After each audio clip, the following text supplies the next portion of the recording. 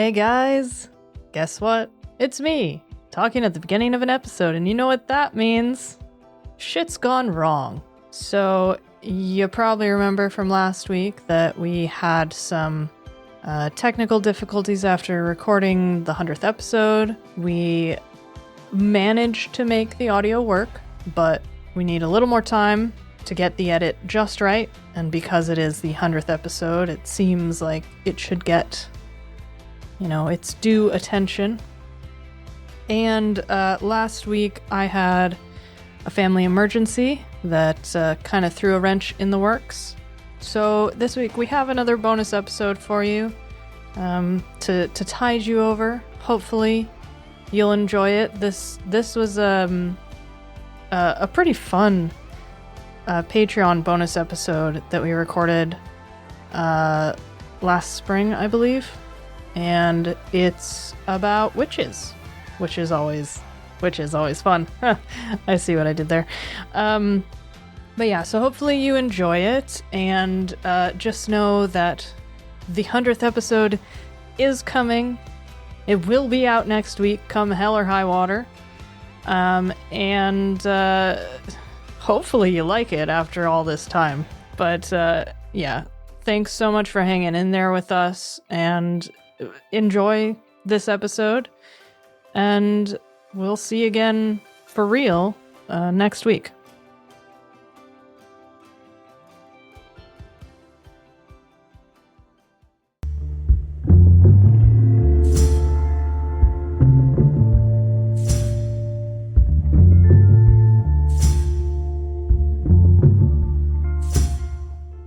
I'm Taylor. I'm Kat. And welcome to your Square Mile of Murder 10-pound bonus episode. This month we are continuing a little bit with last month's theme of supernatural true crime. So today we decided that, we obviously haven't offended our listeners from Ireland enough, if at all. I don't know if we've... we did very much gloss over the potato famine in the Queen Victoria assassination episode. Yeah, we did do that. So... Well, it's just because we didn't have the time to go into it. The woman had 8 assassination attempts. There was a lot to fit in. Yeah. So... We couldn't fit in the complex... I was going to say the complexities of the potato famine. It wasn't complex. The English are assholes. We now have to have the Union Jack flying on all state buildings. Ew, why? Because we're trying to be more like America. Ew, why? Because Boris loves Donald. Ew, why? Just gonna keep going. It works for every situation. No, that's about where I run out, because I don't know why. Nobody knows the answer to that one. But yeah, so clearly need to offend some lovely Irish folk. So we thought we would just hop over across the Irish Sea for this week's case. And we're still sticking, though, with our spooky theme. And so today we're going to talk about the case of Alice Kyteler. Long before the Salem witch trials, there was the Witchfinder General, Matthew Hopkins, who was abusing and murdering women in southern England. And long before him, there was Alice Kyteler, the first woman in Ireland ever to be condemned for witchcraft. Or at least the first recorded, known woman to be condemned. Witchcraft. So let's go back to County Kilkenny in Southeast Ireland in the late 13th century. Alice Kyteler was born in 1263. Yeah, we're going that far back today. So she was born in 1263, and she was the only daughter of Flemish merchant parents. So a little background on the Flemish, if you will. The Flemish are a West Germanic ethnic group, which is not the same as West German. The West Germanic people are native to Northern Europe, so generally speaking, that includes parts of Germany, Belgium, and the Netherlands. The Flemish people are native to the Flanders region of Belgium, and in the 12th, 13th, and 14th centuries, There was significant migration from Flanders to the UK and Ireland following severe storms in what's now Belgium. The Flemish people were famous for being cloth weavers and fabric merchants during the Middle Ages, and Alice Kyteler's family were wealthy fabric merchants who settled in Kilkenny, which is south of Dublin. So that's like, well, in Belgium, you still see, like Ghent is famous for their lace production, right? I think the whole of, but like quite a few places in Belgium are still quite famous for lace. Yeah. Like Belgian lace is a thing. Lace and chocolate. Yeah. What more could you want? Like, it's perfect. Yeah. Alice's family were from Belgium. Well, Flanders. In Belgium. Which is a nice area. We don't really know much about her childhood, other than that her family had kind of settled about, we think, the decade before she was born. So as with all old cases, and this one especially, records are very sketchy and patchy and, just not there sometimes. So we don't really know a lot about exactly when her family settled there, or about her childhood. But what we do know is that Alice was really very unlucky in love. Yep. In the year 1280, at the age of just 17, she married her first husband, William Outlaw. Cool name. Just love it so much. Yeah, he was a native of Kilkenny, and sometimes he's listed as a banker and other times as a moneylender. Either way, he made them plenty of money in the 5 years that they were married. They also had a son, William, who would eventually go on to be mayor of Kilkenny, and they had a daughter, Rose, who we know nothing about because she was a woman. And it was 1200 something, so... Yeah. The marriage only lasted 5 years, because in 1285, William Outlaw died, leaving his widow a substantial amount of money in inheritance. And as with most moneylenders, and generally anyone who profits off of others' misery and misfortune, Alice and William were not popular with the locals, and this sentiment continued long after William's death. So, sadly, although perhaps not surprisingly given the time period, it seems that Alice and her story is mainly defined by the men in her life. And we don't actually know much about what she got up to in the 17 years following William's death, which is like a long time. Yeah. There's like, every source is like, oh, well, sometime before this date, this happened. And it's like, oh, that's a long time period before she's mentioned in history again. That's like 17 years. What happened? What did she do? Yeah, exactly. She's just sitting still for 17 years, according to history. Gather a lot of dust. Yes. So sometime before 1302, she married her second husband. But again, we don't know precisely when. We are talking about more than 700 years ago, which is a long-ass time. Yeah. So, stuff gets forgotten. What we do know is that along with the sort of general dislike for her having inherited a lot of money from her moneylender husband, locals in Kilkenny also disliked Alice because they believed that she, possibly with the help of her second husband, poisoned her first husband. Ding, ding, ding. Old-time lady serial killer bingo. Got another, a pre-Marianne Cotton. Yeah. But so is that implying that the second husband was just around for the 17 years?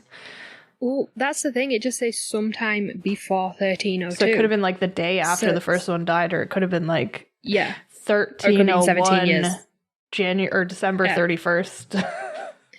Yeah. So I presume that the other man was around. Yeah. When they married exactly is another thing, but we don't know. Interesting. But yeah, so nobody could actually ever prove that, that suspicion. So Alice and her second husband, Adam Blund, who was also a banker / moneylender, they lived happily for a few years. Again, we don't know exactly how long this marriage lasted because of the previously mentioned sketchy 700-year-old records.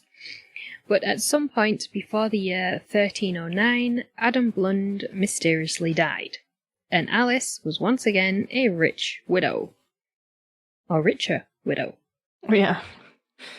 We know that Adam Blund died sometime before or during 1309, because that was the year Alice married her third husband, Richard Duval.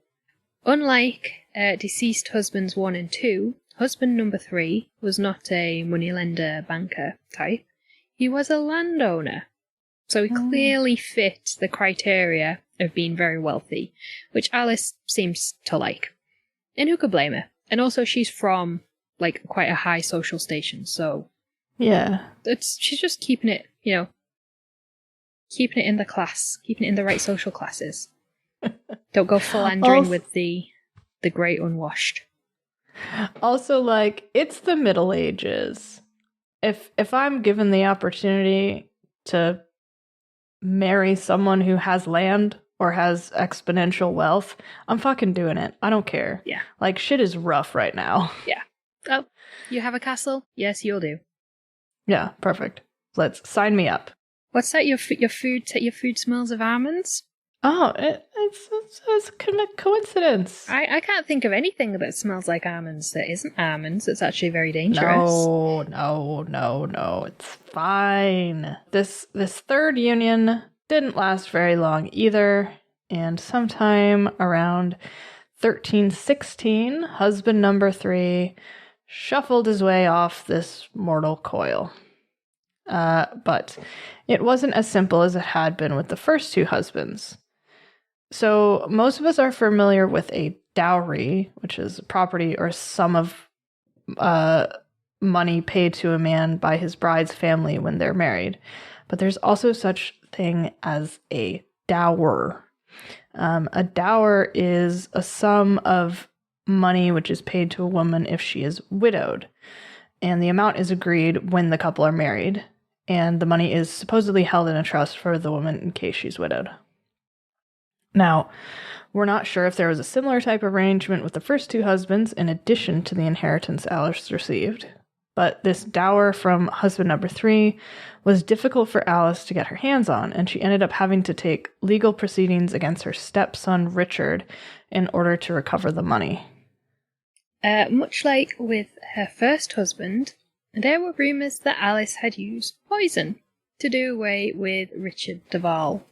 But that didn't bother her because soon after Richard's death, the new, very wealthy Dame Alice, she's actually referred to as Dame Alice quite a lot. So.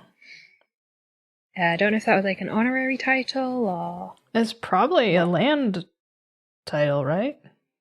I'm not sure. Interesting. Because my pea brain did not think to research this. So very wealthy Dame Alice moved on to husband number 4. Husband number 4 was also a very rich man. He went by the name of Sir John Lepore. The 2 were married from 1316 to 1324 when John died following a short illness, and Alice once again received a substantial inheritance. And the now 61-year-old Alice might have continued on her merry way for the next few years, marrying wealthy men who just happened to suddenly die and leave her a nice inheritance, had it not been for something husband number 4 said shortly before his death. Oh no. So when Sir John Lepore first fell ill, shortly before he died, he told friends that he believed he was being poisoned, which, of course, would fit with the theories about Alice being a black widow who was going around poisoning all of her many husbands. So, after his death, his children, along with the stepchildren from Alice's previous marriages, all got together And between them, they came to the conclusion that Alice had murdered all 3 of their fathers. There was, however, a bit of local chatter that Alice's stepchildren resented her, not only for allegedly killing their fathers, but because she neglected them in favor of her own children, William and Rose Outlaw. But it wasn't just poisoning that her former stepchildren accused Alice of. They also accused her of maleficarium? Maleficarium? No clue. Maleficarium. When I was reading the script, I didn't even attempt to read the word in my head. I just skipped over it. So, to those of us in the 21st century, that is sorcery or witchcraft. It wasn't just Alice who they accused of dabbling in the dark arts. The stepchildren went to the local bishop of Ossory, which is like the local area. Well, bishop of like the local area, kind of. It's like a district he was bishop of. His name was Richard de Ladrade, and they told him of Alice's alleged crimes. In his investigation, the bishop found that Alice was in fact the leader of a group of heretics. This lady was busy, wasn't she? I mean, seriously, we've got to get our act together. We are just here, just chilling, writing some scripts, recording them, chatting shit. I don't have a band of heretics. What am I doing with my life? Yeah, we're going to have to start a band of heretics. So, heretics, for those who don't know, are people who are found to be practicing heresy. And heresy is defined as a belief or opinion contrary to orthodox religious doctrines, especially Christian doctrine. In the modern day, where life is generally dictated less by religious rules, heresy is defined as an opinion profoundly at odds with what is generally accepted. Fair enough. But what we would have once thought of, at one time you would just, say neo-Nazism would be like heresy. Now it's borderline acceptable. Great. Is how fucked our society has become. Love it. I said I was going to behave this episode, didn't I? Yeah, what happened to that? I got mad again. So, according to the book Irish Witchcraft and Demonology, Alice and her band of heretics were accused of a whole litany of crimes, including maleficarium, or sorcery, or witchcraft, poisoning, denying the faith of Christ and the Christian church, sure, cutting up animals to sacrifice to demons. That one's a bummer. Holding secret nocturnal meetings in churches to perform black magic and undermine the church. That just sounds like fun. I was going to say, there's only one of these that I'm not down for, and that's the whole animal sacrifice. Using sorcery and potions to control Christians, or at least that's how it's paraphrased by Wikipedia. In the actual book, it says the group used powders, ointments, and candles made from fat and the entrails of cockerels, amongst other things. Yeah. Never in my life have I disliked a word more than ointment. Really? It's a horrible word. That doesn't bother me. Oint. So that sound like... I think it's probably because as a child I couldn't say it, so I always said oink. Like a pig goes oink. Like an ointment. Yeah. Ointment. Yeah. So I like that better. Also accused of the possession of a familiar named Son of Art, a lesser demon of Satan. I mean, I have a familiar. Yeah, so I do actually have a black cat. And the black cat we had when I was a kid was called Satan. That cat is legendary. Like, everyone remembers that cat. Anyway, there's still more. Yeah, the familiars wasn't the end of it. No, imagine that. They were also accused of the murder of husbands. Now, we're not sure if this just pertains to Alice's husbands or husbands of some of her other fellow heretic women. Could be either or both. There are, however, a few things that we should point out about this situation. First, because there was no real law enforcement in the way that we think of about it today, the rule of law was based very much on the religious doctrine, which is why the majority of these crimes Alice and her followers were accused of are related to religion and to disobeying Christ.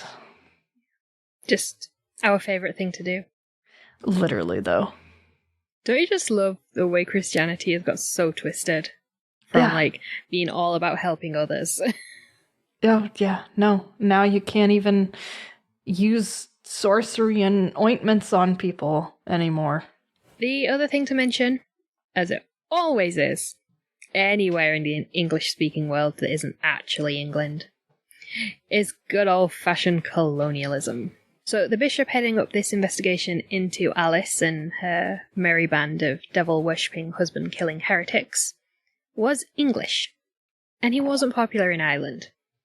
As a whole other thing. He was very, very unpopular, and there's a whole lot of shit to do with his tenure in Ireland. Mm-hmm. But Alice's trial came just over 150 years after the English invaded and colonised large areas of Ireland.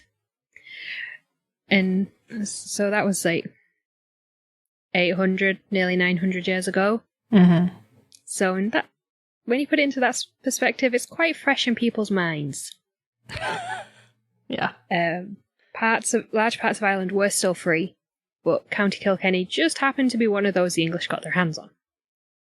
Because we're horrible people. But just because the English were colonising Ireland and religious doctrine pretty much dictated the rule of law, doesn't mean that it was actually an easy route for the bishop to have Alice Kyteler convicted of not being a good Christian. Mm. Because not all of Ireland had been colonized at this point, the English didn't have the power to impose their will however they wanted. There had to be a bit of cooperation between them and the already existing Irish justice system. So the bishop wrote to the Chancellor of Ireland and demanded that secular powers carry out the church's demands to arrest Alice and her followers. But the Chancellor didn't give in to his demands. Instead, the Chancellor insisted that the accused must be excommunicated for 40 days before being arrested. So there was a 40-day delay in Alice and her followers being arrested, and during this 40-day delay, Alice managed to escape Ireland. Now is probably a good time to point out that the Chancellor was actually related to Alice. He was her former brother-in-law. He was actually the brother of her first husband. The first one she was accused of killing. So, the fact that he's loyal to her, does that mean she actually was off in her husband's? Is there any doubt? Is it all an English conspiracy? Yeah, it is interesting, like, that it's the brother of the first husband is like, hey, get out of here, you got 40 days. But, like, yeah, it seems like she was particularly fond of that first husband and her children from that marriage. Yeah. So maybe it's just that, like, she maybe didn't kill him, but realized, well, I get a lot of money when they die. Yeah. And also, it's 700 years ago. Yeah. The sources that we're reading today weren't written then. No. So there's a lot of folklore that are being passed down the generations. Yeah. Also, people died a lot in the 1200s. Yeah, I swear if you just looked at like a poison berry, it would kill you sometimes. Exactly. So I'm not shocked. Like, the fact that she didn't die before reaching the age of 61 is a goddamn miracle. Yeah, that is quite incredible that she got to 61 back in them times. Yeah. So, like, I think we're going about this all wrong. Of course all these dudes died. She's the more interesting one here. Yeah. So it's possible that this family loyalty weighed more in his decision to arrest Alice than rebellion against English rule, but, you know, the Chancellor could have made his decision based on either. Yeah. Following Alice's disappearance, the Chancellor was accused by the bishop of hiding heretics, but he was cleared of this in a later investigation. And it is believed that Alice fled to England. So later in 1324, The bishop himself was actually arrested and imprisoned for 3 weeks, although we're not sure what those charges were. Following his release, the heretics were arrested and charged with the following crimes: committing heresy, sacrificing to demons. We're not sure if that means sacrificing humans or sacrificing animals. Who knows? Communing with demons, magically excommunicating and usurping the church, making love and hate potions to corrupt Christians. Yeah, I did copy this list from a source on the internet, and it is worded quite badly, and I couldn't think of a better way to... I was like going through it trying to word it better, and I was like, making love potions and making hate potions, and either way it just sounds stupid. I know. Also, like, I've never heard of a hate potion before. Me neither. So... But yeah, they made hate potions and love potions. They were well-rounded. Yeah, they murdered Alice's husbands, and they engaged in a sexual affair with a demon. Oh. I mean, that doesn't sound that bad, really. Dirty demon time. I don't see how there's actually a problem with an affair with a demon. I mean, it sounds fun. Yeah. And like, when he takes you home to meet his parents, it's like a tropical holiday because it's so hot in hell. That is true. I'd take that right now. It's rainy and cold today. I'll take a holiday in hell. Do they have cocktails in coconuts? Probably. Or like in skulls. Hollowed out pineapple. See, yeah. See, you're coming around to my way of thinking. A lot of Bloody Marys in hell.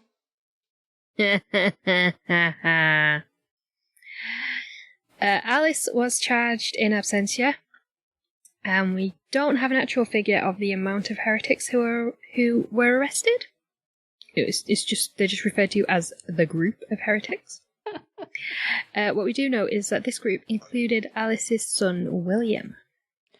So my question also is like, was just one of them engaging in a sexual affair with a demon, or was it like a whole orgy situation? Like, there's a lot of unanswered questions here. This it was just a very insatiable demon. Maybe. And so they just passed it around. Oh god, this is going off the rails a bit here. Do you think we're getting a bit too putting a bit too much thought into the sex life of demons? It's a possibility, you know? A long standoff ensued between the heretics and the bishop because, you know, after all, there was no actual like evidence of their heresy or their so-called communicating with demons or even actually the murder of Alice's husbands.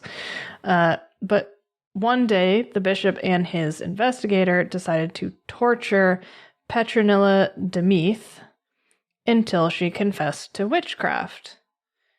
Petronilla Demeath had been one of Alice's servants and was arrested as one of her heretics. Which, like, if you torture anyone, you're pretty much gonna get what you want to hear. Yeah. So. It's a well-known fact at this point. Torture does not work. People will say anything to make the pain stop. Exactly. Now, according to the Brooklyn Museum website, one of the things Petronilla confessed to under torture was applying an ointment to a wooden beam which allowed women to fly. I'm down for that. Well, this sounds like is this like the first enchanted broom type of situation? It's just maybe. A beam. I don't know. It just said like they applied it to a beam and they could fly. It didn't say that they flew on the beam. Oh, see, I was picturing like a big ass beam just flying around. Oh god. I don't know. We need more information. I think this sounds like a really fun group to hang out with. I do too. Like, I mean, murdering aside. Yeah, you know, like what's the Billy Joel song? I'd rather laugh with the sinners than die with the saints. Yeah, I'm down with that. See? It's so much more fun. Yeah, so she confessed to oiling up this beam, I guess. Now, While Alice Kyteler may have been the first woman in Ireland to be accused of witchcraft, Petronilla de Meath was the first to actually be convicted of and punished for witchcraft. After being tortured, Petronilla de Meath was forced to publicly proclaim that she, Alice, and the other heretics were guilty of witchcraft. Following this, in November 1324, Petronilla was flogged and then burned at the stake. The other heretics were publicly flogged, and the incident became known as the Kilkenny Witch Trials. William Outlaw was given a much more lenient sentence, because he was of a much higher social station than Petronilla and the other heretics. He was forced to attend Mass 3 times a day for a year. I mean, inconvenient, but better than flogging and death. Yeah. I think Petronilla de Meath was the only one who was burnt. Oh. The rest were flogged. So, I mean, it depends what you're into as to which punishment is worse. That's true. I mean, maybe flogging was part of their demon affair to begin with. Who knows, really? I personally would choose the flogging over having to go to church 3 times a day. It depends how many times you have to be flogged. I mean, I have a very bad back. You know, one of those tails goes in the wrong direction, and it's just nope. If it's just the one, I'm doing that instead of 365 times 3 of church. Like, I've never been to a church service ever. I don't intend to start now. Really? Well, weddings. That's it. Yeah. So, that happened. Or possibly, this other thing happened. There is another version of events, which are outlined on the website Historic Kilkenny. This version claims that Alice and the heretics were arrested and held in the dungeons of Kilkenny Castle before the Chancellor ruled that they must be excommunicated first, which allowed the group to be freed and Alice to escape to safety with Petronilla's daughter, Basilia, and there are no known records of them anywhere after 1324. So, possibly that happened. And that is the story of Alice Kyteler, likely, possible, poisoner, and the first woman in Ireland to be accused of witchcraft. Was a wild ride. It really was. What can you say about that? I mean, misogyny, as always. Christianity. One in the same at this point. I just feel like Christians are so obsessed with witchcraft and pagan rituals that, like, I'm pretty sure they're the only ones who are as concerned about sacrificing and demons. Like, it just doesn't, it's not a thing as much as they seem to think it's a thing, you know? Yeah. I mean, it's a bit like the Satanic Panic of the 1980s.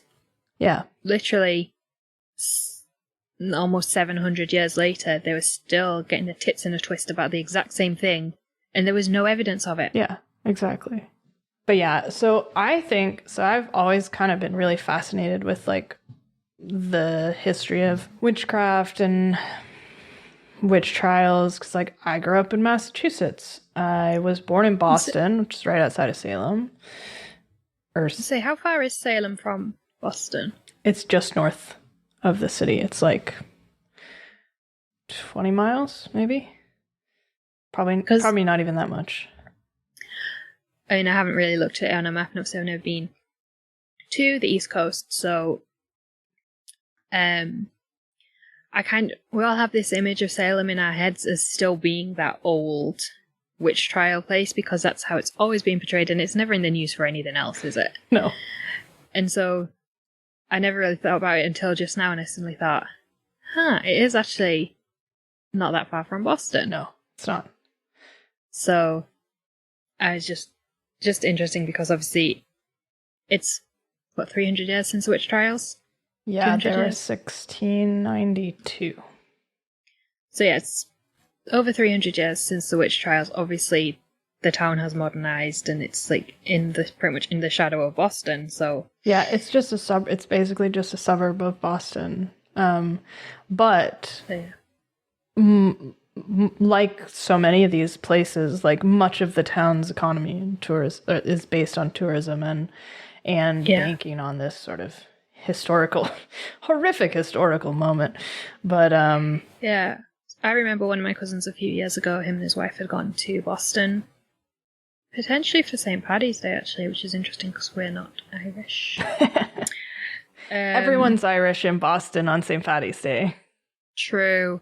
You know, they'd posted something on Facebook about being in Boston, and one of them put up pictures of being in Salem. Yeah. And something to do with the witch trials. But yeah. Yeah. I haven't been much. Made the mistake of going through Salem on the train on Halloween. We got stuck there that was fun. For like 2 hours because it was so crowded. So never doing that again.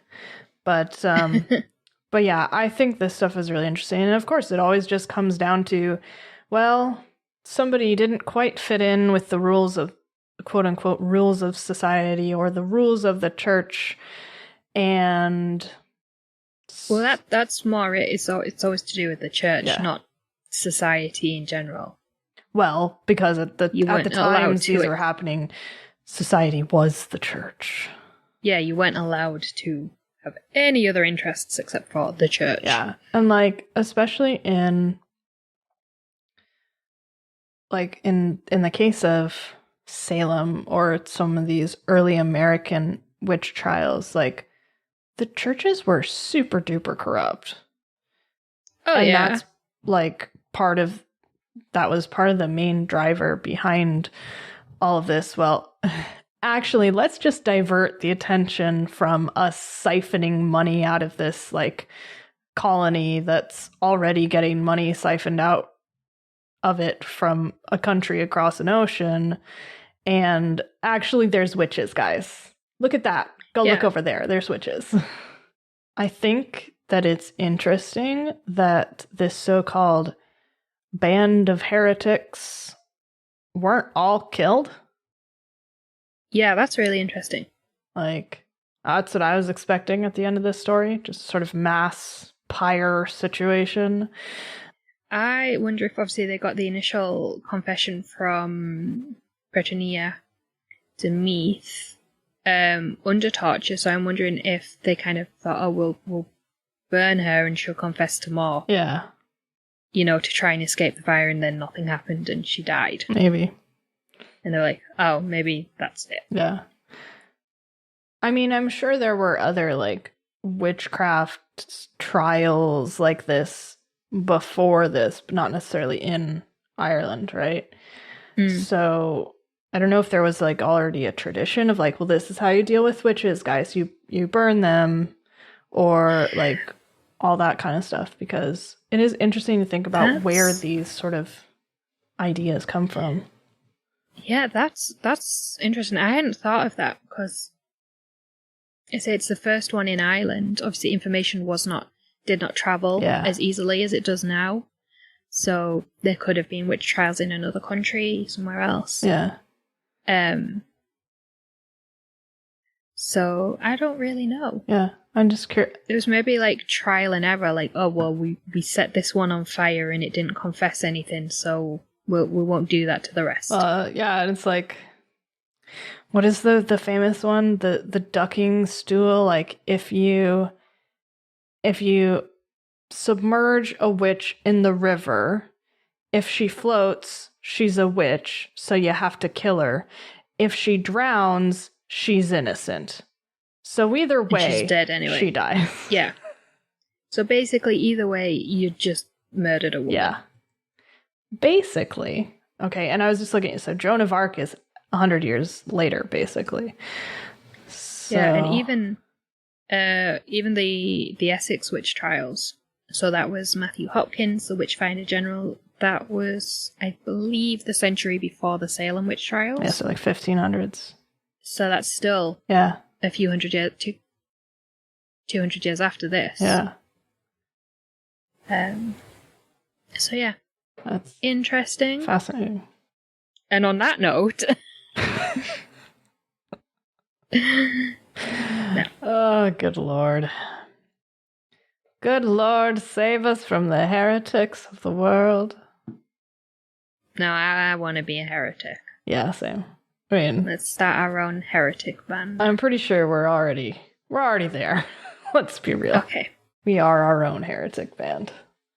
Okay. Yeah, so, like, I don't know if you liked that, if you like us, you should sign up for our monthly newsletter. We talk about stuff there. It's basically like a roundup of the things that we're planning for the month or the things that we've done in the last month. I forget which. I don't know. I'm still in the planning phase. Okay. But yeah, it'll actually come out in a few days' time. Yeah. First Friday of the month. So sign up if you want to hear more from us. Yeah, and like it's a good way to just sort of get a good digest of what we're up to or what we're planning. So you could do that. There'll be a link in this post. And yeah, as always, thank you so much for listening. We appreciate it. Thank you everyone for listening. We'll be back with a brand new episode in a few days' time. Yeah. Thanks so much. Bye. Bye.